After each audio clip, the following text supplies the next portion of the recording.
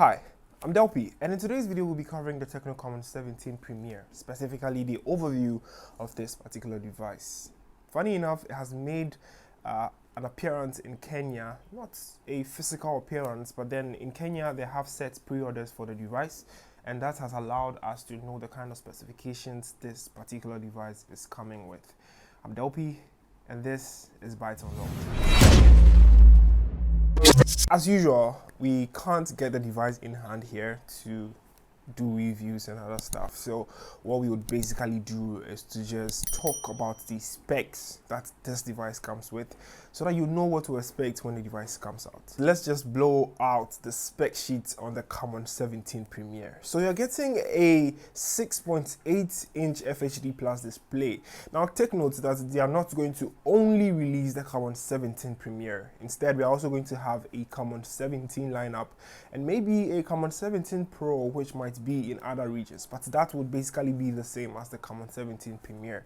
Now when I was searching for this device, I saw something that came up like a Camon 17 Pro 5G, which means that Tecno is set to come out with a 5G variant I have no idea about. I'll research more on that specific device. More on the display, you're going to get a 90 Hz refresh rate. 90 Hz refresh rate is no different from 60 Hz. If you have no idea what these hertz I'm talking about means, it's just something I'll call the transition. I mean, how your phone acts when you swipe through apps, change apps, and then move in your settings or a list of stuff on your phone. There is this thin fluidity that happens. I mean, the higher the refresh rates, the better the movement. And most of the times it happens with gaming. So if you're gaming on a device that has this huge amount of refresh rates, you don't see breakages. let me use that word. You don't see the game stuttering. You just see it moving more fluidly in case of gaming, especially when I'm playing Call of Duty or PUBG Mobile. Adding to that device is a Helio G95 processor, which is a gaming processor, and so you should expect much performance from the Helio G95.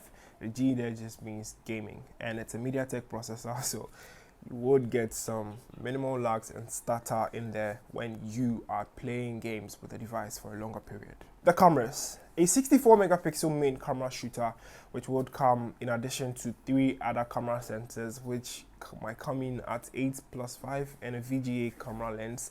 I have no specific idea about the other cameras, but what I know is that you're going to get a 64 megapixel main camera shooter.